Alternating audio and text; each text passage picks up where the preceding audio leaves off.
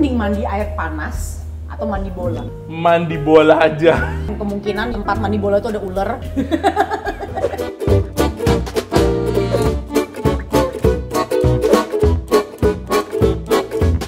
Ya, selamat datang teman-teman di acara Hangat Berbagi. Di depan Anda sudah ada manusia lain. Dan di situ silakan bersalaman terlebih dahulu. Iya, kenalan. Tugas kalian di sini simpel banget. Di situ ada di tengah bakal ada beberapa pertanyaan hidup ya. Sepertinya sih pertanyaan bakal sangat penting gitu ya. Dan kalian harus menghabiskan setiap kartu kuning yang ada di sana. Oke, kita langsung mulai aja tanpa lama-lama. Silakan ambil satu kartu kuning yang paling ada di atas tengah. Oke. Coba deh tebak profesi lawan bicara lo. Erwin ini pengusaha. Usahanya bergerak antara di bidang teknologi atau pertanian. Amin. Amin, dia atau enggak? Diaminkan saja. Enggak. Enggak, apa dong? Saya hanya budak korporat biasa. Budak korporat biasa Di bidangnya bidang IT. bidang IT. Oke. Ya, setengah benar lah ya. Oke. Oke, silakan. Tebak saya. Tidak ditebak ya, karena Ya. saya sudah stalking duluan tadi. Oke, sebelumnya. baik. Saya tahu bahwa Cici Jos ini adalah seorang chef. Iya, betul. Di follow oleh Renata Muluk. Oke, ya Allah, patokannya itu ya ternyata. Oke, baik. Ini deh, cabut. Grogi saya. Jangan grogi dulu, santai-santai. Oke, menurut lo, bumi itu bulat, datar, atau donat? Bulat lah. Ya, ya udah, saya juga tidak mau menentang gitu. Karena kebetulan saya masuk ke grup percaya bahwa bumi itu bulat. Nggak bisa menjelaskan cara ilmiahnya gimana, tidak tahu, tapi ya bulat, kita percaya saja. Bumi itu bulat, tapi kalau luar angkasa ini alam semesta kemungkinan datar. Oh gitu, tapi kenapa buminya bulat? Kalau berarti gundu-gundu ini, planet-planet ada di ini tempat yang datar aja. Kan teori gravitasi Einstein tuh kayak gitu. Semua yang mempunyai massa itu mempunyai gravitasi. Oke, aduh gue nggak bisa ngebalas lagi, kagak ngerti gue, ketahuan kan nggak punya kemampuan lain, nggak jalan materinya langsung. Oke, kita skip aja ya, tapi saya percaya bumi itu bulat dan tidak ada kelanjutan dari situ. Ya. Oke, lanjut. Kalau kalian berdua ditunjuk jadi pasangan capres-cawapres, lu bakalan jadi yang mana? Gue duluan, gue bakal jadi cawapres. Kalau gue sama lu milihnya pasti jadi capres. atau Lu pasti harus jadi capres. Karena gue terlalu apa ya jatuhnya ya, hebring gitu lah, kayak nggak kurang bagus lah packagingnya. Lu ini kan kayak tenang, lebih calm. Justru yang banyak ngomong tuh harusnya yang jadi capres. Enggak. Cawapres itu yang diem-diem aja dia kayak cawapres. Enggak, gue cuman kayak gue cheerleader gitu loh. Maksudnya kita kan mau ngomongin ini rakyat Indonesia yang hatinya harus dimenangkan. Nggak bisa sama orang kayak gue, karena gue kayak no filter. Jadi gue harus yang kayak lebih banyak diam. Sedangkan kalau gue jadi presidennya, ya pokoknya nggak pas deh. Gue lebih kayak, gue bagian operasionalnya aja, gue di belakang. Mungkin gue bahkan nggak cawapres, gue menteri aja. Gitu. Anda siap jadi capres? Enggak juga, sama saya juga nggak siap.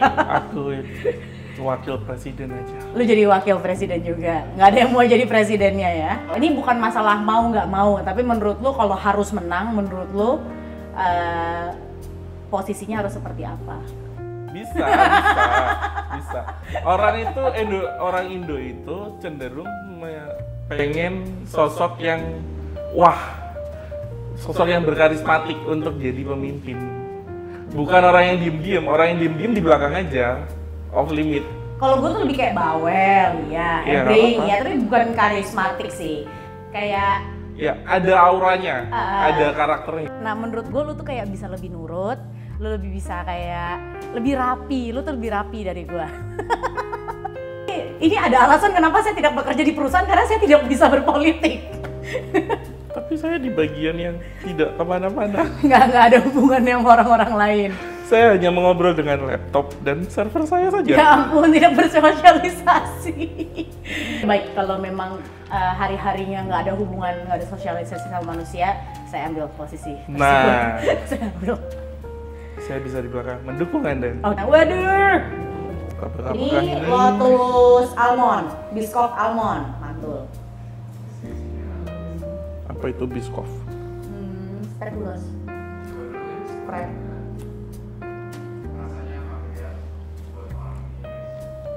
Untuk lapis legit. Bumbu yang ada di dalam lapis legit itu, rempah-rempahnya namanya speculoos. Dan itu ada bentuk Nutellanya. Jadi kayak ada perusahaan yang membuat spread seperti Nutella, tapi instead of coklat dia membuat rasa speculoos, rempah ini. Gitu. Ini almond kan? Dan almond ini ketinggalan. Iya. Rasa yang unik. Belum pernah coba speculoos. Belum. Tapi apakah mengingatkan dengan rasa lapis legit atau enggak?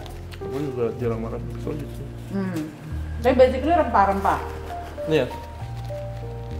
Kayak ngohyong tahu ngohyong? Nah, kayak gitu rasanya. Tapi kan ngohyong itu di-apply di makanan asin. Ini kayak bumbu yang dipakai di ngohyong itu kayak ada yang mirip-mirip sama ini. Mungkin nggak 100% sama. Oke, saya iyakan saja. Baik, makan. Yang penting enak. Ini enak. Nah, lanjut ya. Kalau lu cuma punya duit goceng buat beli gorengan, gorengan apa yang bakal lu pilih? Bakwan sayur, otote. Ote-ote. Kenapa? Ini berarti kalau duit yang nggak goceng juga, kalau lu punya duit lebih juga lu belinya bakwan sayur. Jadi dalam keadaan financial seperti apapun, Anda makan bakwan. Bakwan sayur. Oke. Atau tahu isi kalau enggak. Atau tahu isi. Oke, kalau saya juga tahu isi kebetulan. Kayak lebih lengkap kandungan nutrisinya dalam bungkusan makanan yang murah ada protein, gitu. ada fiber, ada karbonya. Betul. Kalau ote-ote itu kan kayak karbo dan sayur-sayuran, fiber aja gitu. Lu mending mandi air panas atau mandi bola? Mandi bola aja. Lu nggak mandi pakai air panas? Enggak. Jadi lu prefer mandi bola yang kemungkinan di dalam tempat mandi bola itu ada ular, kan suka ada hoak tuh dulu ada ular di tempat mandi bola, tahu nggak sih? Atau kita beda generasi ya, hoaknya nggak sama. Ada anak bayi yang nggak diangkat-angkat. Even dalam keadaan kedinginan pun, di luar misalnya dingin sekali, AC lu mentok, tapi lu tetap mandi air dingin.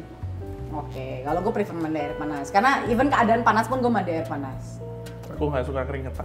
Gue kalau mandi, panas atau dingin habis itu pasti keringetan. Makanya kalau mandi air panas makin keringetan. Jadi lebih baik mendinginkan diri dari awal. Ya maksudnya daripada gua mandi air panas, mending gua nggak mandi sekalian gitu loh. Oke, baik. Menurutmu penting nggak sih jadi orang kritis? Penting sih kalau hubungannya orang ada rada-rada semua. Perlu ada yang ngomong, perlu ada yang menyuarakan. Untuk ngebenerin, jadi maksudnya kalau lu di lingkungan yang kurang baik atau kurang apa ya, kayak kurang berfaedah, lu harus lebih kritis supaya lu nggak terjerumus gitu. Boleh ngomong tolong nggak sih? Boleh Ya, mereka mah boleh bebas. Ya pokoknya di lingkungan yang kayak gitu butuh orang kritis sih. Oke, kalau menurut gua enggak lagi, gua percaya bahwa kayak ignorance is bliss. Bisa jadi. Iya, kayak karena kalau lu sadar teman-teman lu sekitaran lu ini kayak tai gitu ya bahasanya ya, dan lu harus ngubah orang kan di sini, kayak lu kritis kan, lu mengkritik, artinya kayak bakal ada penolakan juga dari mereka, yang ada malah konflik. Jadi gue lebih prefer kayak gue nggak mau tahu, terus gue kalau memang gue nggak suka sama lingkungannya, gue menarik diri. Pernah denger ini nggak sih apa pepatah bahwa kejahatan itu terjadi bukan gara-gara banyak orang jahat, tapi banyak orang baik yang diem. Banyak orang baik, oh bukan karena peluang, itu kan yang waspada. Ya itu yang waspada bukan yang itu. Bukan. Apa ya, pokoknya awalnya apa, pokoknya intinya adalah karena orang baiknya banyak yang diem daripada orang yang ngerti, buruknya. kayak ada yang bilang dengan lu memilih untuk diam, secara nggak langsung lu berkontribusi dengan kejahatan tersebut. Iya sih, ya juga. Susah ya. Tapi ya itu, gue masih dengan kayak tergantung lingkungan lah. Benar, tergantung konteksnya apa. Tapi kayak banyakan sih yang gue jalanin selama ini, gue lebih memilih untuk kayak lebih sedikit yang lu tahu, lebih baik. Untuk diri sendiri. Untuk diri sendiri, kayak kalau gue mau gain apa ya, ilmu baru atau kayak pengetahuan baru, itu kayak gue keep ke diri gue aja deh, gitu. Dan kalau misalnya ada orang yang kayak beda pendapat, maksudnya gue kan terlihat seperti orang yang sangat vokal gitu ya. Tapi sebenarnya gue tidak akan menyuarakan pendapat gue, apalagi kalau gue tahu ada yang beda gitu ya pendapatnya sama gue lebih prefer untuk kayak lo nggak usah tahu deh kalau gue tuh beda sama lo, dan gue memilih untuk diem aja gitu.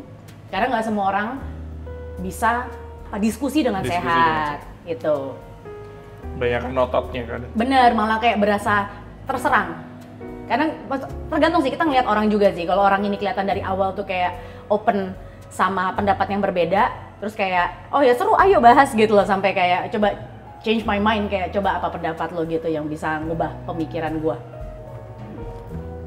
Sambil coba martabak, Makan. biskom. Menurut lo, kenapa rumah SpongeBob itu nanas dan rumah Patrick itu batu?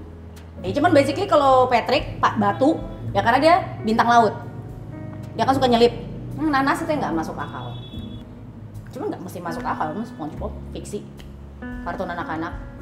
Ada api di dalam air. Ada api di dalam air, ada tupai yang menggunakan baju selam.